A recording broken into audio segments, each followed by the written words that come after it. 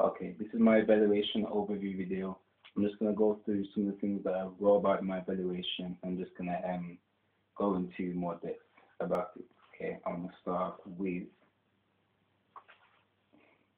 yeah. I'm gonna start off with how I developed and challenged forms and conventions of music videos.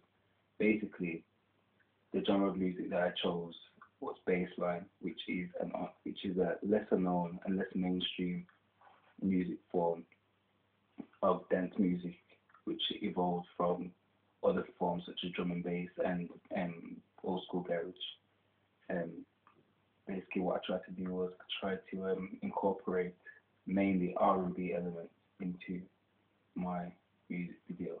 This was because this way I thought that I could expand my reach to a wider audience, making the genre more mainstream. Also, it's a more recognizable way of doing a music video. For example, there aren't very many bassline music videos in circulation right now because it's such a growing genre, and because of this, there are no generic conventions that are really associated with it per se. So this gave me a bit of wiggle room to experiment with conventions and generic conventions, especially because it meant that I could go into other urban genres and just pick pieces out of it. An example of this is Kyla Daydreaming, where there's a lot of R&B elements, even though it's a funky house music video with a funky house artist. So yeah, and that's how mainly I developed and challenged forms and conventions for the music video. The ancillary products, because of the importance of the relationship of this ancillary product, I decided to keep this theme of merging R&B and bassline together because during in the song as well, because there's such strong R&B elements already incorporated into the actual song itself, I believe that it was a wise move to do this. So yeah, I tried to continue this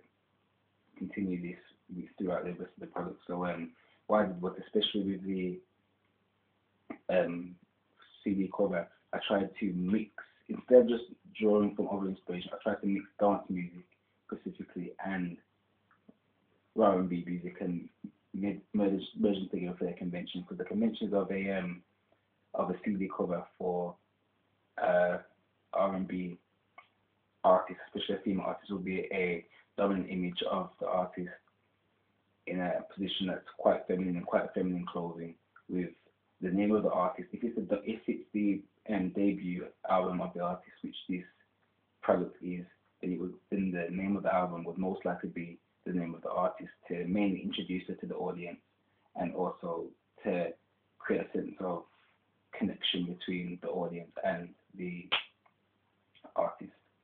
And also they'd have artwork of the artist throughout the layout of the CD cover. And in dance music CD covers, they tend to have a graphic which is either ironic or comic or anecdotal in some way. So it will either tell a story about the artist while not specifically featuring them. But I tried to combine these elements, so I came up with a more graphic version of the artist standing in a position that also portrayed the name of the album, which is Daydream, which is also the name of the music video that I've done. And this way it connects all three of the products, the poster, which is ancillary, the CD cover, which is ancillary, and the main product, which is the music video, and it connects them together, I find. For the poster, I tried to simply make the art form similar to the CD cover, but not exactly the same, because I wanted there to be some deviation between. I want it to be, even though it flows as a group, I want it to also stand on its own legs viably. So yeah, that's mainly how I challenged and developed forms and conventions. Um, yeah, the next is how I use media technology in the construction, research, planning, and evaluation stages. Well, first of all, now I'm using video to do a video evaluation of the overall evaluation that I've done and written and put on my blog. It's very important to understand the significance of media technology in portraying an image for an artist, in the artist being able to cast their music in the first place, for music videos to be possible. All of these things that have to do with music, it's very important to understand that the use of technology. For example, if there were no video cameras, which is what I'm using now, not only would I not be able to do evaluation, I would not be able to do a music video. So that would just end that straight away. And the music video is very important to an artist, not only their image but to sales, because that's essentially the whole point of the music industry. It's an industry. It's not just about making the music. It's also about selling a product, and that's what all three of the products need to do as well. So just as much as making an image for the artist, they also need to do. But on the side of technology, there were lots of constraints due to budget and timing that restricted my use of technology. Also, the fact that I did the entire production on my own, so there was only so much equipment that I could carry, as an example. But mainly the use that I used was the video camera and my own laptop, which is here, and speakers, obviously, so that the artist could hear. But that's very important as well. The music was very important. I had to have a way for the artist to hear the backing track so that their lip syncing could be in sync. So that use of equipment was also very useful. Also, there is the planning stages. The planning stages are very important in this, because without the planning, it's hard to keep the direction flowing, because of the planning, I could constantly refer back to it and say, I want this to be R&B, this to be more dance. I want to combine these elements. I don't want to combine these elements. I already had it written down at a detailed plan, which came with technology as well, because I had a storyboard plan, which I uploaded to get feedback off as well, which is another important for the technology.